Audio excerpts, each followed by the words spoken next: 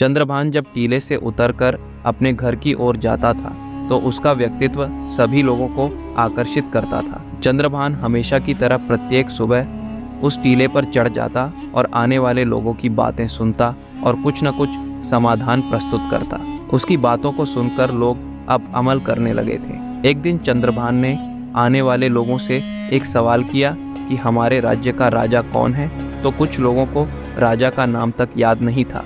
किसी ने तो उसका चेहरा भी नहीं देखा था, बल्कि एक ने कहा, जब हमारे गांव में राजा आया तो पूरे गांव की फसल सैनिकों के आने से बर्बाद हो गई और पूरे गांव को साल भर भूखा मरना पड़ा। चंद्रभान ने लोगों की बातें सुनकर कहा कि राजा वह होता है जो मुसीबत के समय ही काम नहीं आता, बल्कि मुसीबत आने से पहले ही कुछ न कुछ बंदोबस्त कर देता है। लोगों के मन में चंद्रभान की बात कुछ अटपटी लगी कि उसको राजा भोज के विषय में कुछ भी नहीं बोलना चाहिए था। गांव के लोगों की समस्या सुलझाना एक अलग बात है और पूरे राज्य की देखरेख करना दूसरी बात है। अब गांव वालों को डर लगने लगा कि यदि चंद्रभान की बातें राजा भोज तक पहुंच गईं तो इसे अवश्य ही फांसी पर लटका दिया जाएगा। गांव के सभी लोगों के चेहरों का रंग उड़ चुका था।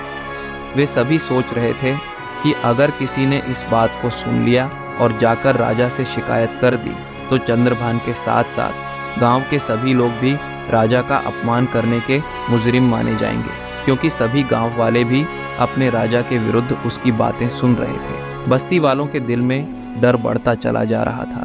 एक एक करके सभी बस्ती वाले धीरे धीरे उसकी चौपाल में कम जाने लगे। जब उसको एहसास हुआ कि अब बहुत कम लोग उसकी बातें सुनने आते हैं तो उसने टीले पर जाना कम कर दिया। जब उसने गांव वालों से टीले पर न आने का कारण पूछा तो लोगों ने कहा कि अगर तुम्हारी बातें किसी भेदिये ने सुन ली होती तो राजा के सिपाही तुम्हें पकड़कर ले जा चुके होते और साथ में हमें भी तुम्हारे जुर्म की सजा भुगतनी पड़ती। चंद्रभान ने गांव वालों को आश्चर्य से देखा, जैसे कि सभी लोग झूठ बोल रहे हों। उसने कहा कि मैंने किसी व्यक्ति विशेष के विषय में कुछ भी नहीं कहा, बल्कि मैंने तो सामान्य बात कही कि एक राजा को कैसा होना चाहिए और वो किसी भी देश का हो सकता है।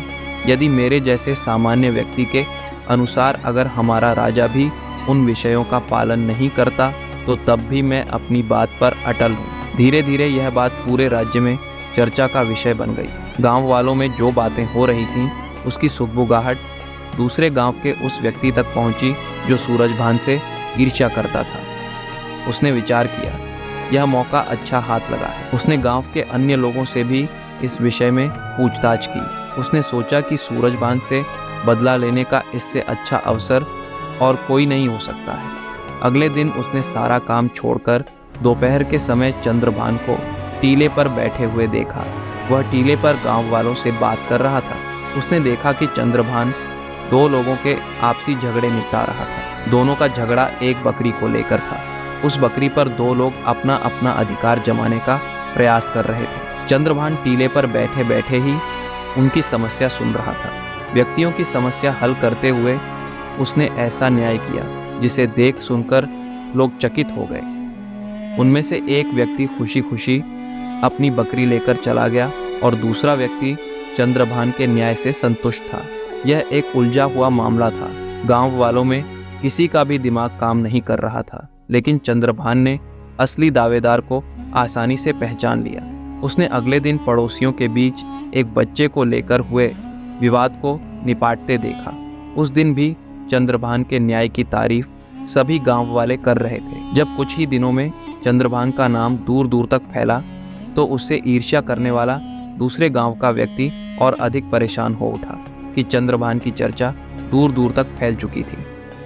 एक दिन उसने मौका पाकर राजा भोज से शिकायत कर दी, हे राजा भोज, सूरजभान का लड़का स्वयं अपने आप को राजा मानकर प्रजा की समस्याओं का निदान कर रहा है।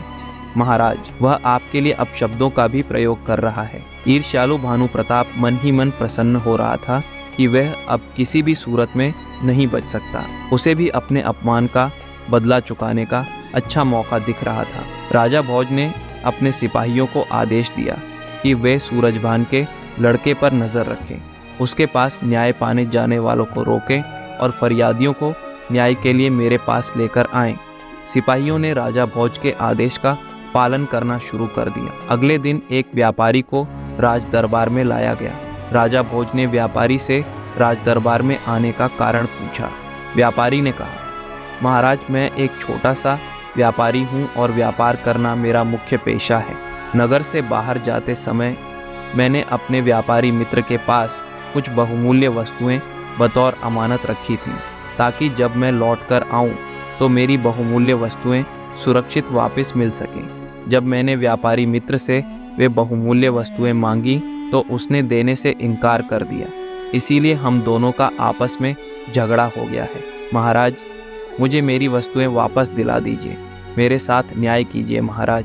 यही वस्तुएं परिवार का एकमात्र सहारा हैं। राजा ने व्यापारी द्वारा लगाए गए आरोप के बारे में उसके व्यापारी मित्र से पूछा तो व्यापारी मित्र ने कहा कि यह बात तो सत्य है कि व्यापार के लिए जाते समय यह अपनी बहुमूल्य वस्तुएं मेरे पास रख गया था। इसने मुझसे वायदा किया था कि वह 6 महीने बाद लौटकर अपनी वस्तुएं वापस ले लेगा। जब यह 6 महीने बीत जाने के बाद लौटा तो मैंने इसकी अमानत लौटा दी। राजा भोज ने उस व्यापारी से कहा कि क्या तुम्हारे पास कोई गवाह है जो यह सिद्ध कर सके कि तुमने इसकी बहुमूल्य वस्तुएं लौटा दी थी? अवश्य महाराज, मैंने गांव के मुखिया और मंदिर के पुजारी के सामने सभी वस्तुएं लौटाई थीं। व्यापारी के मित्र की बात सुनकर राजा भोज ने उन दोनों को बुलाने का आदेश दिया। कुछ देर बाद राजा के सिपाही मुखिया और पुजारी को दरबार में ले आए। दोनों की गवाही व्यापारी के मित्र के पक्ष में थी।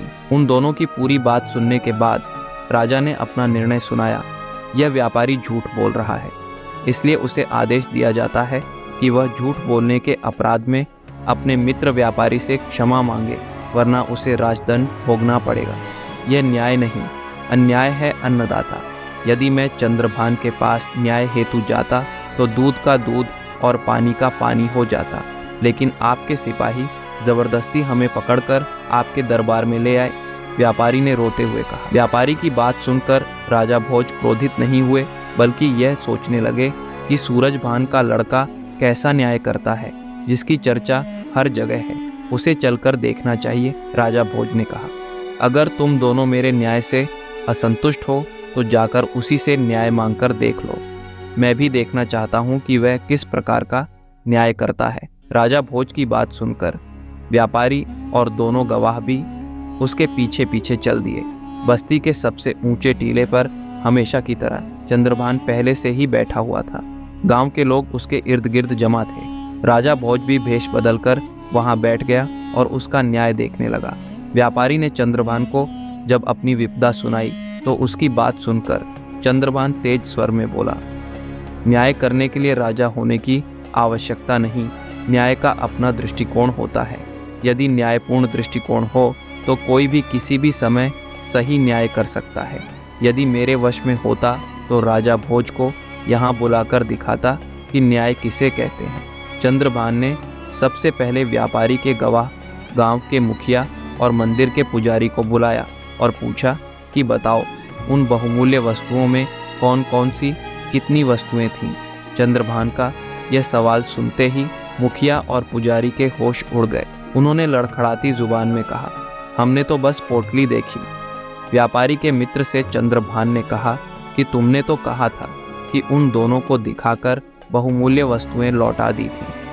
अरे तुम तो एक बेईमान इंसान हो। दोनों को झूठी गवाही देने के लिए किस प्रकार का सौदा किया था।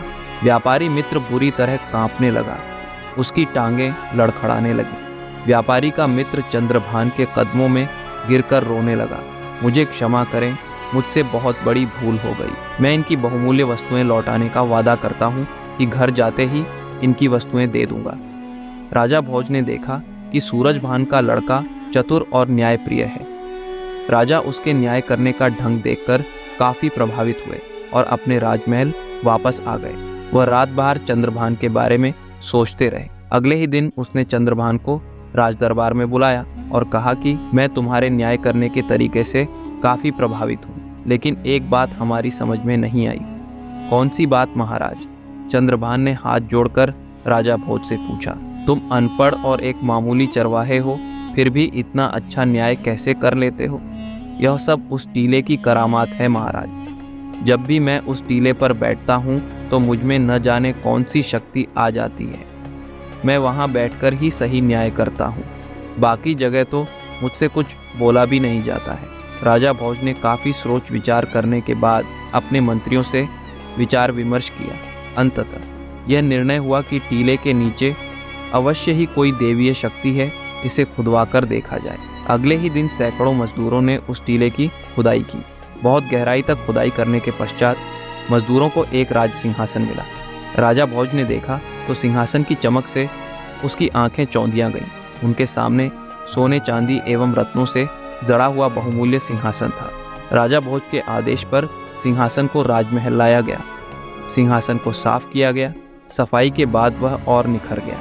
इतना सुंदर सिंहासन अभी तक किसी ने भी नहीं देखा था। सिंहासन के चारों ओर 8-8 पुतलियां बनी थीं।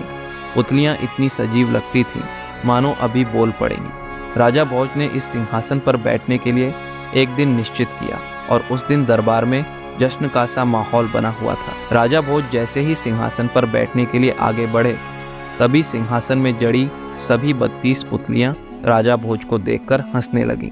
राजा भोज ने सहम कर अपने कदम पीछे खींच लिए और उन पुतलियों से पूछा, पुतलियों, तुम सब मुझे देखकर एक साथ क्यों हंस रही हो? राजा भोज का प्रश्न सुनकर एक पुतली रत्न मंजरी राजा भोज को कुछ बताने के लिए आगे आई।